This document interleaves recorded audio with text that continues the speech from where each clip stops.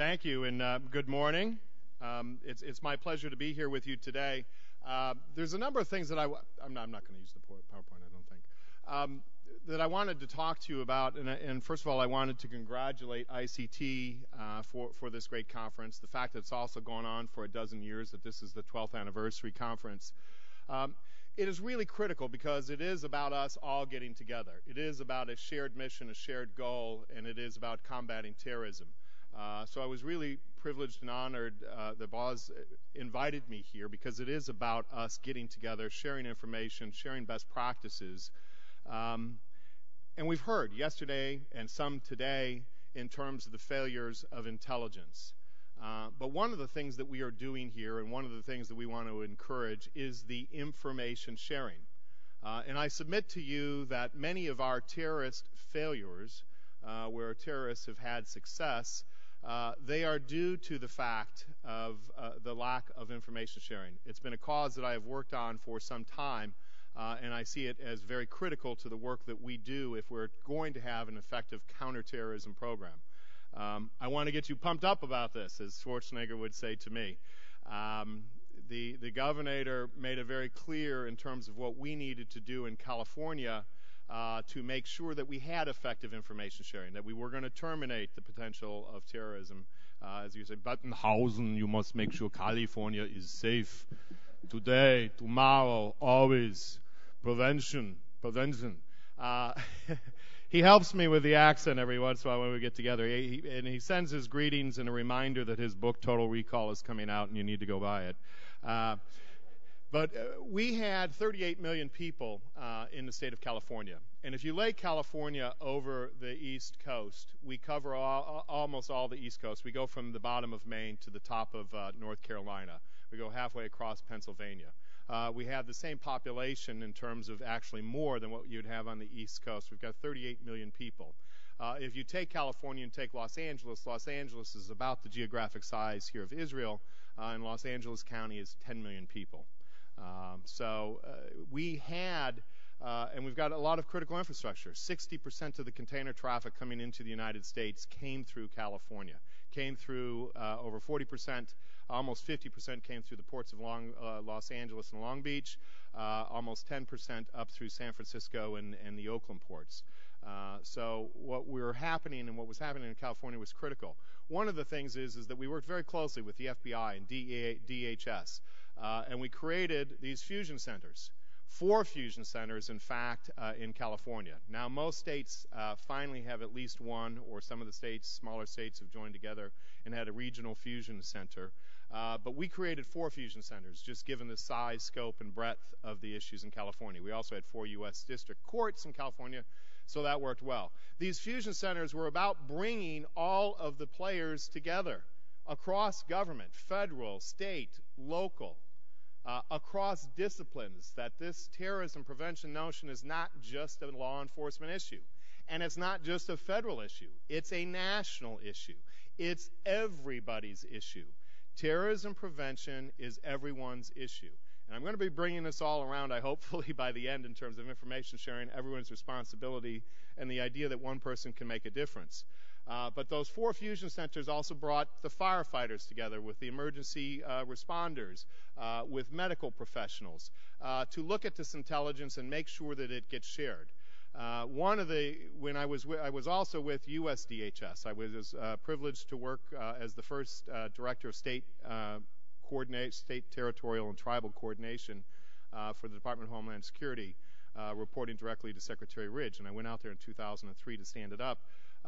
But one of the things that we worked on and worked very hard on was the President's strategy for combating terrorism, and then the national strategy for information sharing. Notice that we didn't say federal strategy for combating terrorism, and notice that we didn't say federal strategy for information sharing, because prior to 9/11, it really was a federal thing. Terrorism was federal responsibility. It was the FBI's responsibility to investigate terrorism. Now, post 9/11, it didn't change that terrorism is still to be investigated by the Federal Bureau of Investigation, but we knew and we realized that it needed to be a national effort, not a federal effort, that everybody had to be involved in this. So I was pleased to be able to work at DHS on information sharing, pleased to be able to work in California on information sharing. Of course, after serving with Governor Schwarzenegger, it's like, what do you do next?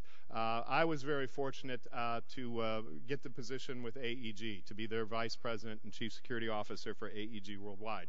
Many people don't know what AEG is. I often say AEG, and they think, yes, you insurance company, you caused the fiscal collapse. That is not us. AEG stands for Anschutz Entertainment Group. It started by a guy by the name of Phil Anschutz. It's a privately held company. He's a billionaire in Colorado. He started out as a wildcatter. At one point, he owned the Union Pacific. He owned Quest Communications. And in 1995, because he liked sports, he bought the LA Kings out of bankruptcy. And got with that 14 employees. He saw that they were playing in the Forum, which was a decrepit arena in Los Angeles.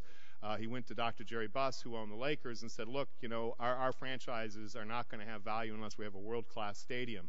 And so he built then Staples Center and got a minority interest in the Lakers in building it. And from Staples Center, we decided to create LA Live, which is an entertainment district. And from that time, he also got into the entertainment industry in terms of concert promotion. He bought Concerts West. And he was big into soccer.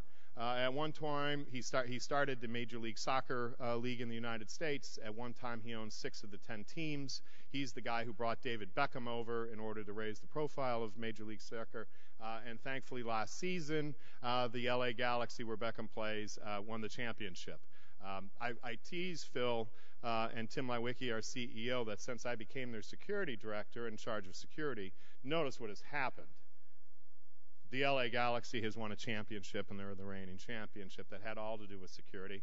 And his LA Kings, finally, after owning it since 1995, became the NHL championships, the Stanley Cup championship this year. From that, we have now expanded to over 100 facilities worldwide. We serve 45 million fans and guests every year. We put on 10,000 events, 7,000 concerts annually. One of our major facilities overseas is the O2 in London, which also was a major part of the Olympics. I spent most of my summer over in London. I give great congratulations and kudos to the Metropolitan Police, Chris Allison, who was their gold lead for the entire Olympic effort throughout the United Kingdom. What an amazing team and what a phenomenal job that they did. But there were certainly lessons that we learned over there from the Olympics. We have facilities in Brazil, so we're looking forward to the World Cup coming up, and again, the Olympics 2016 down in Brazil. With this, and with our scope and with the concert tours that are going around, we own 11 sports teams. We host 57 professional teams in our arena. 10 NBA teams are in our facilities. There are risks. What are the threats that we have? We've heard a lot about the international terrorism threats. Obviously, we have those. And I'm not really going to elaborate or spend a lot more time on that. We do have concerns. We have a facility in Turkey. We have a presence throughout the world, obviously, so it's not just domestic to the United States that we need to be worried about. But it's not. Everybody's talking about these issues, and we are concerned about Al-Qaeda and the affiliated organizations, and particularly Al-Qaeda in the Arabian Peninsula. We have very big concerns about Hezbollah. Hezbollah has a huge presence in California. It's been a group that we've been monitoring and looking at. They're big into money laundering, counterfeiting, and other traditional crimes. They're also big in South America, particularly in money laundering and drugs there. What does it mean when some of these lines are crossed, and what effect will they do, and how much you have in essence a nation-state control of a potential terrorist group there. But there's not only international terrorism, there's domestic terrorism, the issues that we have with that. And that's what I want to focus on and spend a little bit of time with you on that. It is the idea of homegrown extremists. It is the people like Timothy McVeigh, who in 1995 blew up the Murrah Federal Building in Oklahoma City. It's something that I'm very personally aware of because I helped investigate that case. When that building blew up in 1995, remember what happened 2 years before 1995? World Trade Center, 1993. And what happened in that particular case was you had Ramzi Youssef come in They put together the van, put together the plot, put together the bomb, drove it into the parking lot, blew it up, and Ramzi Youssef left the country. So in 1995, when we had another truck bomb at a federal building, this had all the hallmarks of international terrorism. The case moved to Chicago, where I was a federal prosecutor, and the reason why I moved to Chicago at the time, there were only two major reservation systems in the world, Sabre and Apollo, both headquartered in Chicago. So we as a federal government were focusing on the idea, because in 1993, Ramzi Youssef flew in, and just before the explosion went off at the World Trade Center towers, he flew out. So we as a federal government were busying ourselves looking for the international connections to terrorism. We were looking for who flew in and flew out of the country. This had every hallmark of international terrorism. While we as a federal government were busying ourselves with this effort to look for the connections to international terrorism, there was a trooper out on the highways of Oklahoma doing his day in and day out job. His name was Charlie Hanger. He pulled over an individual for a loose license plate. He interrogated and talked to him. Things did not seem right. He saw a knife in the car. One thing led to another. He found a weapon on him, and he arrested that individual. We as a federal government, 72 hours later, start to realize, after we start pulling camera footage and doing other investigation, that this is not potentially international terrorism. In fact, it's domestic terrorism, and Charlie Hanger has the perpetrator. He had arrested Timothy McVeigh and was holding him in his cell in Oklahoma City. And that's how we finally realized that it was domestic terrorism we moved. But again, the actions of one individual making all the difference. The fact that one person can change that. Fort Hood, in terms of the risk that we have of homegrown extremists, what do we look at? It is the potential for bombing one of our arenas or stadiums, but probably the greatest risk is an active shooter. The idea of an individual coming in and on live television at an NFL game or something other coming in and shooting. We've seen these things. Fort Hood in 2009, Major Hassan, obviously one gunman was able to kill 13 people, injure 29. Following that, Al-Qaeda, of course, saw this and took and used it as a propaganda material, encouraging people to be radicalized, encouraging people to be lone wolves, encouraging people to go buy guns and go out and do the similar type of attacks. We saw that, although he wasn't radicalized and he wasn't following Adam Gadon, who's another one of California's very own, with the theater shootings, unfortunately, this last summer. And again, we can see the horrific damage of what one individual can do with 12 killed, and in that instance, almost 60 people injured. And we know this is not just a U.S. problem. The commissioner was talking about the individuals, about the same number of kind of cases going on in the UK, not as violent, but certainly with the gun cases. But what was Norway last summer? Andre Breivik, almost 70 killed, and you had both a bomb attack and a active shooter gun attack. And he has his manuscript out there. He has his formulas out there. You heard about yesterday that the internet and the social media, all of this stuff has empowered the individual, and that they have the power of nation states to do some of these things. I wanted to spend some more time, as I'm watching my clock, talking about how we counter many of these things. There's great things that we do. We just took over the Oakland arena, Oco Arena, which is home to the Raiders.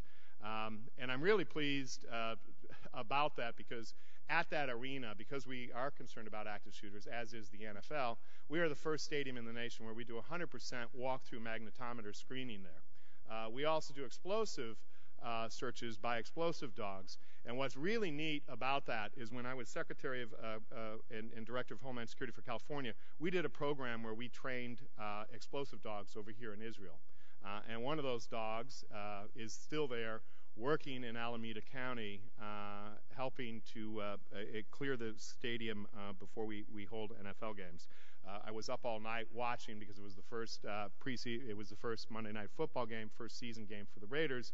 Unfortunately, they lost, but everything went well with getting people in, and that is a relief. But one of the things that we know about active shooters is that they do not just snap. It's just the same as terrorists do not just all of a sudden become radicalized. There are indicators and there are warnings, and people need to be paying attention to that.